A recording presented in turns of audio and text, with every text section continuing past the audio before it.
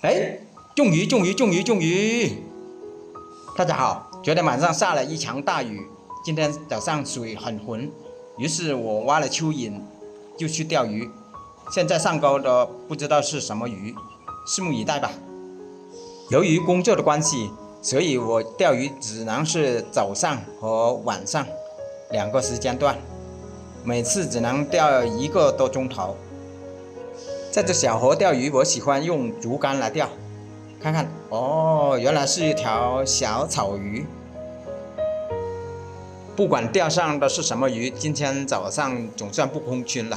看看这条小草鱼都吃得很饱。一扬一抛是烦恼，一放一收尽欢笑。岸边常坐皆君子，沐浴清风养情操。一山一水一包烟，一竿一线钓一天。他人不知其中意，脱离世俗搓马旋。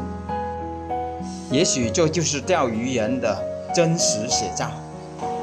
我不抽烟不喝酒，就是喜欢来这河边坐坐走走。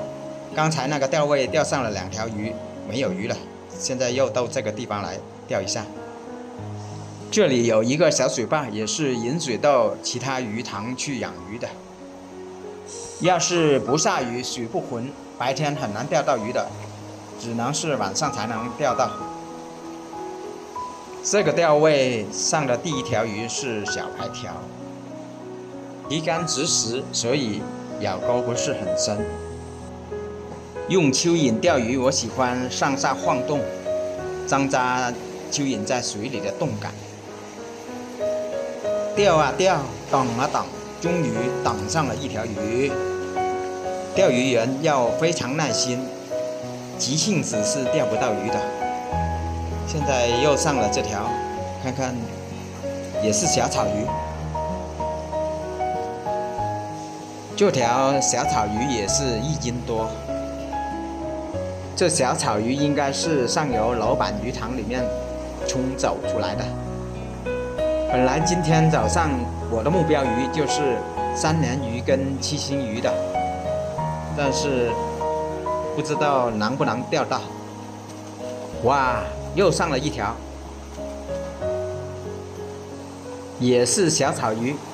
这些小草鱼应该是水满了跟水走了，所以冲到下游来了。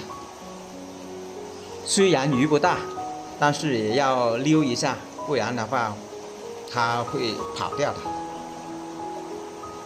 鱼不大，直接提上来。这么小的小草鱼，干脆把它放了。刚才那2条也放了。这里下去100多米有一个小水坝，让它们在那里养大一些，再去钓吧。今天视频就分享到这里，谢谢大家的观看支持，我们下次视频再见。